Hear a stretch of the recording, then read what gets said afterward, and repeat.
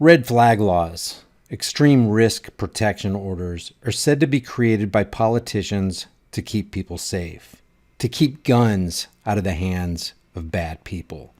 But gun regulations never have and never will work like that. What they will do is create criminals out of innocent people who will lose their freedoms and, in many cases, as we've already seen, will die for simply exercising their rights. Here's an example of what'll happen.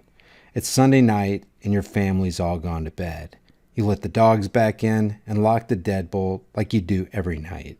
All the lights are off now except a couple night lights scattered throughout the house, leaving that dim glow throughout your home. It's bedtime and work and school are going to come early in the morning. You crawl in bed, kiss your wife, and drift off to sleep, being thankful for the air conditioning that allows you to pull that heavy quilt over your shoulder despite the fact that it's still 85 degrees outside. A few hours pass. It's 2 o'clock on Monday morning and your wife taps your leg and says, "Babe, I heard something outside." As you sit up in bed, you hear the dog growling in the living room and you know something's not right. You grab that trusty old AR-15 and head into the living room. Your wife grabs her Springfield XDM and heads down the hall to the kids' room, just like you guys rehearsed many times before. "Good boy," you say as you enter the living room, trying to calm both the dog and your wife. At that moment, splinters shatter across the room and the front door flies open. Holy crap! You quickly shoulder your weapon and send a couple .223 rounds screaming across your living room and see the perpetrator fall into a heap. Before the "thank God" can even cross your brain, you see a second man coming in the door and you fire again. This time you hear the pop of your wife's Springfield, realizing she just joined the fight. Has to be those damn meth heads down the street. Just then, you're consumed by a wall of bullets as you see multiple muzzles flash from just outside the door and you realize something's not right. You turn to tell your wife to get down just in time to see her take a load of buckshot to the face and her brains splatter the wall behind her. You feel the burning as 5.56 bullets riddle your body. One clips your spine as you're scrambling away and paralyzes your legs. The last thing you see before you bleed out is a SWAT guy from your local police department holding your teenage daughter on the floor with a knee in her back as she screams and cries because she just watched her parents being murdered. Why'd this happen? You're not a criminal. You're an honest family man. Your wife has a successful home business and your homeschooled daughter aspires to be a doctor. Why the hell did this happen? 2 days ago, you and your wife went down to welcome the new neighbors to the community. Your wife made them some of her world-famous cookies and you invited them to a picnic with some friends on Sunday. Later that afternoon, you got a friend request on Facebook from your new neighbor, which you gladly accepted. They seemed a little strange, but in the few minutes you talked with them, they were pleasant enough. The next day, while you and your family were at the picnic with some other friends, your new neighbor scrolled through your Facebook profile. He saw that you have some serious problems with the government's attack on our freedoms. He saw that you don't believe anybody, including agents of government, has a higher claim over your life and property than you. He read on one of your posts where you proved that politics is nothing more and nothing less than the clever and deceptive art of using euphemisms, lies, emotionalism, and fear-mongering in order to dupe average people into accepting and even demanding the chains of their own enslavement. And he got pretty offended. Really offended. See, he's a staunch liberal authoritarian and he hates your kind. He believes government is the answer to society's problem. The next thing he sees on your profile are the hunting pictures you took last fall when your daughter bagged her first buck. Now he's seething with fury because he's wholeheartedly against what he calls the senseless slaughter of innocent animals.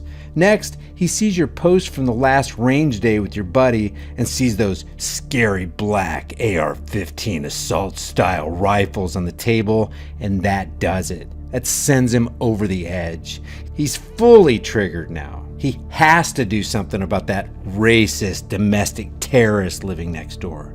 He picks up the phone and calls the local sheriff's office and reports you as a threat to yourself and others under the new red flag law. The cops blindly follow their standard operating procedures and conduct a no-knock warrant because you've now been denied due process and you're considered guilty until proven innocent.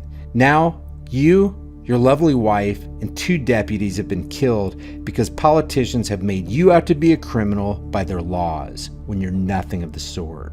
Your daughter's life just took a sudden and dramatic turn for the worse. The hurdles she'll now face without the wisdom and guidance of her loving parents, and the mental anguish she's going to have to go through from seeing her parents murdered, is going to set her up for some serious, unnecessary problems. The local and national news will report that you were killed after firing on and killing 2 deputies, and that, quote, over 1,000 rounds of ammunition and 22 guns were confiscated from the white supremacist residence. Oh, and those 2 deputies who turned their minds off, suspended their conscience, violated their oath, and broke into your house, well, they'll be glorified in mainstream media for giving their lives to protect society from yet another domestic terror threat. They'll be glorified in death and even worshipped as flags fly at half-staff. The whole town will show up to see the caskets of the cops going down the road, and everyone will be waving an American flag as the 2 heroes are sent off to their final resting place. Plaques will be hung for the 2 fallen brave as a memorial. All the while, you and your wife are quietly buried among friends and family, to be forgotten by the town and even demonized as conspiratorial, gun-loving white supremacist nut jobs. The townspeople will give away even more of their freedoms to the politicians and submit themselves to even more laws as the police state advances against them. Please, take a little more of our liberties, they'll say, and give us security. Red flag laws are gun confiscation orders. They are a direct violation of shall not be infringed. Regulation leads to confiscation, and confiscation leads to the termination of a society that was just too stupid to realize that giving away liberty invites the most devastating tyranny. And if you love wealth and security greater than liberty, the tranquility of servitude rather than the animating contest for freedom, go home from us in peace. We ask not your counsel nor your arms. Crouch down and lick the hands that feed you. May your chains set lightly upon you, and may posterity forget that you were our countrymen. So what happened?